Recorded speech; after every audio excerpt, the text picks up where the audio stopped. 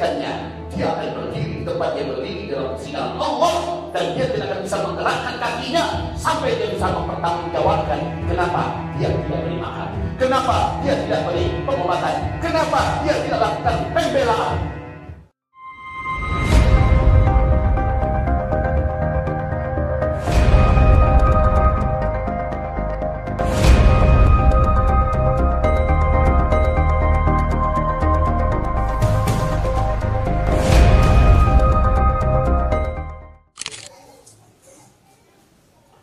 Alhamdulillah Rabbil Alamin, wa bihi nasta'inu ala umuri dunya wad din. Ashhadu an la ilaha illallah wahdahu la syarika lah, wa ashhadu anna sayyidana wa habibana Muhammadan abduhu wa rasuluh la nabiyya ba'dah.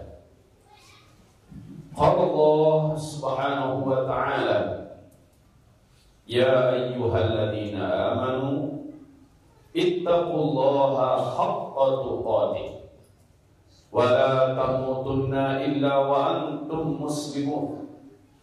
Wa qala ya ayyuhan nas ittaqu rabbakum alladhi khalaqakum min nafsin wahidah wa khalaqa minha zawjaha wa batha minhuma rijalan katsiran wa nisaa. Wattaqullaha alladzi tasaaluna bihi wal arham, innallaha kana 'alaykum raqiba.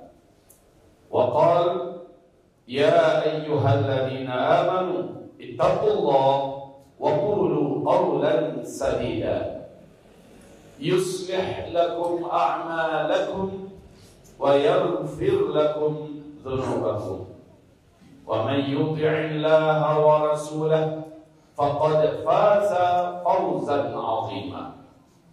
Allahumma arhamna bil Qur'an wa sadaqallahul 'azim. Wa qala an-nabiy sallallahu alaihi wasallam, qul ja'al haqq wa zahaqa al-batil. Wa qala an-nabi sallallahu alaihi wasallam, Allahumma arina al-haqqa haqqan warzuqna ittiba'ah wa arina al-batila batilan warzuqna ijtinabah. Wa qala idza ja'a al-haqq zahaqa al-batil fa inna al-batila kana zahuqa. Amma ba'du, ma'asyiral muslimin, ma'asyira salatil Jum'ah, arsyadani wa iyyakumullah. Segala pujian kita dan seluruh syukur kita hanyalah Allah yang berhak menerima ucapannya dari kita, dan kita ucapkan alhamdulillah bi ni'matihi tatimmus shalihat. Kemudian salawat dan salam kita di hari yang mulia ini kita peruntukkan buat Habibina wa Sayyidina Muhammad Rasulullah sallallahu alaihi wasallam. Ibarat Allah yang kami muliakan, sudah 2 kali hari raya besar umat Islam 1445 Hijriah ini, yaitu Idul Fitri yang diawali dengan Ramadan 1 bulan, kemudian Idul Adha. Umat Islam sedunia bisa menjalaninya secara baik dan normal.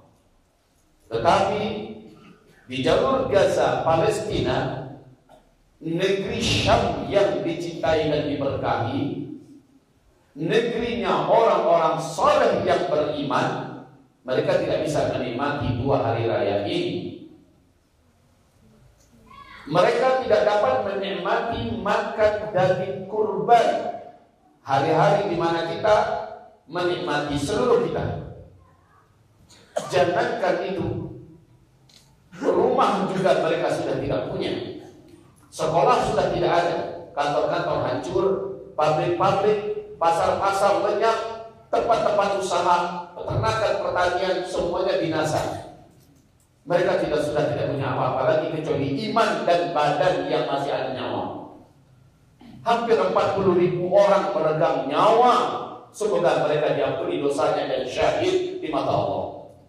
Yang masih bertahan hidup, mereka masih beriman dan bersangka baik kepada Allah. Mereka masih optimis bahwa Allah pasti akan membersamai perjuangan mereka. Hadirin yang kami cintai, keturunan bangsa monyet dan kera terkutuk yang memang dilaknat oleh Allah, dan Allah sebutkan mereka dalam Al-Quran sebagai manusia paling kejam biadab, yaitu Bani Israel yang memiliki suatu akidah yang sangat kotor. Mereka yakin semua manusia di luar mereka adalah hewan, dan mereka yakin bahwa bumi ini pada akhirnya akan mereka kuasai. Tapi insya Allah Ta'ala di dalam Al-Quranul Karim Allah mengumumkan pada akhirnya mereka akan dilenyapkan semuanya, baik melalui kesalahan tangan mereka sendiri atau melalui tangan orang-orang beriman. Hari ini alhamdulillah hampir seluruh dunia sepakat berpihak kepada Palestina. Alhamdulillah PBB sudah meresmikan bahwa Israel adalah negara teroris. Alhamdulillah Perdana Menteri Israel Benjamin Netanyahu dinyatakan sebagai penjahat perang. Dan baru-baru saja diberitakan bahwa Komnas HAM internasional sepakat mengatakan bahwa pasukan IDF Israel adalah pasukan paling barbar, paling biadab sepanjang sejarah umur umat manusia. Di sini itu kita mengucapkan alhamdulillah. Saudara dan sahabat-sahabat seiman, ma'asyiral salatil Jumat yang kami muliakan, satu persatu negara yang dulu pro dengan Israel hari ini telah melepaskan diri dan telah bergabung dengan rasa kemanusiaan seluruh dunia berpihak kepada Palestina. Alhamdulillah. Tinggal kita yang berada di alahan panjang ini, di seluruh Sumatera Barat dan bahkan seluruh Indonesia, atau mungkin di negeri-negeri rantau di luar negeri sana. Ketika kita melihat jutaan manusia turun ke jalan-jalan berdemonstrasi menuntut negara-negara yang selama ini ikut melakukan genosida bersama Israel di Palestina sana, mereka menuntut hentikan itu semua, boikot produk Israel, ayo merdeka Palestina. Ketika negeri-negeri yang notabene penduduknya kafir, mereka bergerak serentak, mereka memberontak dan tidak menerima kenyataan bagaimana penjahat Israel penjajah ini berlaku biadab kepada umat manusia di Palestina. Bagaimana dengan kita? Kita orang Islam, apakah ada aksi yang sama kita lakukan? Apakah ada gerak yang sama kita lakukan? Ikut memboikot produk-produk Israel sehingga haram kita beli, tak boleh ada masuk ke rumah-rumah kita. Apakah ada media HP yang di tangan kita ikut menyebarkan berita-berita terkini tentang Palestina? Apakah ada uang kantong di saku kita, belanja nafkah yang kita berikan untuk keluarga, anak, bini dan mulut kita asingkan sepersekian persen untuk Palestina per setiap hari? Ada apa tidak? Hadirin yang kami muliakan, apakah ada dalam sholat 5 waktu kita mendoakan Palestina? Apakah ada? Padahal itu bentuk tanda iman yang masih ada dalam dada, walaupun tanda iman paling rendah, paling lemah, paling kecil. Apakah sudah ada kita doakan Palestina? Setidaknya sekali dalam sehari kita mendoakan Palestina. Maaf, jika ada, maka itu tanda iman paling lemah masih ada di dalam dada kita. Tapi jika sudah tidak ada lagi iman di dalam dada kita. Kita tahu di dalam surat Al-Mu'minun dari ayat 1 sampai 11, syarat mutlak untuk bisa selamat dari neraka dan pasti masuk surga adalah wajib ada iman di dalam dada. Dan iman itu ada 3 tingkatan. Iman tertinggi, iman pertengahan, iman paling bawah.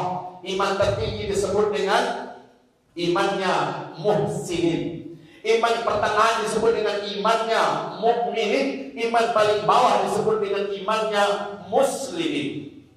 Salah satu ciri imannya muslimin adalah peduli, care, dan ikut membantu saudaranya. Maka kata Rasulullah SAW, wallahi la yu'min, demi Allah tidak ada iman. Iman tertinggi dinyatakan tidak ada. Yang kedua Nabi melanjutkan, wallahi la yu'min, demi Allah tidak ada iman. Iman pertengahan juga tidak ada oleh Nabi. Dan yang ketiga, wallahi la yu'min, demi Allah tidak ada iman. Iman paling bawah juga dinyatakan tidak ada. Ucap para sahabat, kalau sudah tidak ada iman, maka dengan apa kita bisa memasuki surga Allah? Para sahabat bertanya, qalu man ya Rasulullah? Bertanya mereka, wahai Rasulullah, siapa? Yang ketiga-tiga imannya sudah tidak ada, itu siapa? Iman tertinggi tak ada, iman pertengahan tak ada, iman paling bawah juga tak ada. Siapa ya Rasulullah? Nabi menjawab, man bata syab'an wa jaruhu jali' wa huwa ya'lam. Orang yang bisa tidur, orang yang bisa mendapatkan malamnya dalam keadaan di dalam selimut tidur, perutnya sudah berisi, dia sudah kenyang. Sementara dia tahu ada saudara muslimnya yang kelaparan, dia tahu ada saudara muslimnya yang tak bisa tidur. Dia tidak melakukan apa-apa, dia tidak menolong apa-apa. Demi Allah, dia tidak punya iman, walau iman yang paling bawah. Saudaraku dan sahabatku, kita semua, alhamdulillah, sebaik-baik apapun keadaan ekonomi kita, masih lengkap keluarga kita, masih ada tempat tinggal kita, masih ada makanan di dapur kita. Bahkan ada yang punya kulkas, ada deretan pilihan. Di rekening kita, di tabungan kita, di rumah kita masih ada emas kita simpan, masih ada tanah bisa kita garap, masih ada pasar tempat kita belanja, anak-anak cucu kita masih bisa bersekolah belajar, masih ada masjid tempat kita bisa sholat 5 waktu. Masih ada semuanya. Tapi yang di sana, dan ini zaman-zaman teknologi, hari ini kita kirim bantuan, besok sampai, bahkan hari ini juga bisa sampai. Tidak ada alasan untuk mengatakan terlalu jauh. Enggak bisa begitu. Itu sudah termasuk dalam hadis Nabi. Ada saudara muslimnya yang kesusahan dan dia membiarkannya saja, dan dia tidak menolongnya, maka masih ada iman, saudaraku. Hamba-hamba Allah yang kami cintai. Di dalam hadis sahih riwayat Imam Ahmad, sahih menurut syarat Imam Bukhari dan menurut syarat Imam Muslim. Apa kata Rasulullah? Nanti di hari kiamat Allah berfirman memanggil hambanya satu-satu di sidang. Dipanggil oleh Allah kita nanti, wahai bapak-bapak, wahai hamba-hamba Allah, dipanggil oleh Allah. Hai hambaku, dulu ketika kau masih hidup di dunia, engkau sudah mendengar aku lapar, aku kelaparan. Kenapa kau tidak datang memberi aku makan?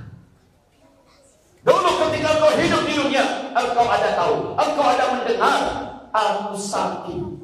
Kenapa kau tidak berkunjung? Kenapa kau tidak beri aku obat? Kenapa kau tidak merawatku? Hai hamba, ketika hidup di dunia dulu, kau ada mendengar, kau tahu bahwa aku dianiaya, aku disakiti, aku dizalimi. Kenapa kau tidak datang? Kenapa kau tidak bela? Kenapa kau tidak tolong aku? Para hamba yang dipanggil satu persatu menjawab dengan gemetaran, lalu berkata, ya Allah, Engkau adalah Zat yang maha kokoh, maha perkasa, berkuasa dan bermilik langit dan bumi. Bagaimana mungkin engkau bisa lapar? Bagaimana mungkin engkau bisa sakit? Bagaimana mungkin engkau bisa dizalimi, ya Allah? Lalu bagaimana cara kami memberimu makan? Bagaimana cara kami menjengukmu? Bagaimana cara kami, ya Allah, menolongmu? Allah berfirman, apakah engkau tak dengar? Apakah engkau tak tahu? Apakah engkau tidak menyaksikan? Ada hambaku di tempat lain, mereka tidak bisa tidur karena kelaparan. Apakah engkau tidak tahu, tidak mendengar, tidak melihat? Ada hambaku di tempat lain, mereka sakit Apakah engkau tidak tahu? Apakah engkau tidak mendengar? Apakah engkau tidak melihat bahwa ada hamba tempat lain disakiti, dizalimi? Dengan cara engkau berkunjung kepadanya, engkau beri dia makan, engkau obati dia, engkau lindungi dia, maka itulah yang aku maksud. Aku sakit, aku lapar, aku dizalimi. Kita dari Indonesia mau ke Palestina sanggup? Enggak sanggup. Biayanya terlalu mahal, tiket pulang perginya berapa? Belum lagi ngurus paspor, ngurus visa. Lagian dana seberapa sih yang bisa kita bawa? Maka dengan cara sendiri-sendiri jelas kita tidak bisa. Tetapi dengan amal berjamaah kita bisa. Alhamdulillah, NGO Muslim yang amanah ada. Bermunculan dari Sabang sampai Merauke, tingkat nasional dan internasional. Kita ketepikan satu dua NGO yang khianat, yang amanah banyak. Maka dengan jalan mereka kita bisa membuktikan iman kita di hadapan Allah Subhanahu wa ta'ala. Hadirin yang kami cintai, yang kami muliakan, apakah Bapak, apakah hamba-hamba Allah dan yang mendengarkan video ini, rekaman ini dimanapun berada, apakah ketika kita berhadapan di hadapan Allah kita sudah punya jawabannya? Orang yang merealisasikan bentuk bantuannya buat Palestina, dia sudah punya jawaban di hadapan Allah. Tapi yang tidak merealisasikannya, dia akan berdiri di tempat dia berdiri dalam persidangan Allah, dan dia tidak akan bisa menggerakkan kakinya sampai dia bisa mempertanggungjawabkan kenapa dia tidak beri makan, kenapa dia tidak beri pengobatan, kenapa dia tidak lakukan pembelaan. Maka Nabi bersabda, "Man lam yahtam bi amril muslimin falaysa minhum." Orang yang tak peduli, orang yang cuek, orang yang sebodoh dengan apa yang menimpa, apa yang terjadi dengan saudara muslimnya, falaysa minhum, dia bukan orang Islam. Inna lillahi wa inna ilaihi raji'un. Tadi Nabi berkata tidak beriman, tidak beriman, tidak beriman, sampai iman yang paling rendah pun tidak ada, kata Rasulullah. Sekarang di hadis ini Nabi berkata bukan orang Islam yang tak peduli dengan apa yang menimpa saudara muslim yang lain. Hadirin yang kami cintai, di Masjid Al-Aqsa, namanya sudah Al-Aqsa. Tentu saja pendiri masjid ini, orang-orang membangun masjid ini dan warga masyarakat ini tahu pesan apa yang ada dalam nama Al-Aqsa ini. Dan tentu di sini ada orang-orang beriman yang sangat peduli, yang sangat mencintai Masjid Al-Aqsa, sampai-sampai bangun masjid pun dikasih nama Masjid Al-Aqsa. Maka yang dimaksud Al-Aqsa itu di mana? Palestina. Bumi suci dan kiblat umat Islam yang kedua. Dan Nabi berpesan kepada umatnya di akhir zaman, wajib kamu memperhatikan saudara-saudaraku di negeri Syam. Iman di akhir zaman adanya di sana. Masjidil Aqsa, Masjidil Aqsa, Masjidil Aqsa. Nabi berpesan, kewajiban kita semua menjaga, merawat, melindunginya dan penduduknya. Siapa yang peduli dengan Al-Aqsa, siapa yang peduli dengan Palestina, siapa yang menolong, membela dan berjuang untuk Al-Aqsa dan untuk Palestina, dia orang beriman. Allah pasti berkahi hidupnya dan Allah pasti akan tinggikan derajatnya. Di akhirat dia berhak jadi ahli surga Firdaus Allah. Tapi siapa yang mengabaikannya, siapa yang menelantarkannya, dan siapa yang tidak peduli dengannya, walau dengan selemah-lemah iman itu berdoa, wallahi demi Allah tidak beriman, wallahi demi Allah tidak beriman, wallahi demi Allah tidak beriman. Astaghfirullah innahu kana ghaffara yursilis samaa 'alaikum bidrah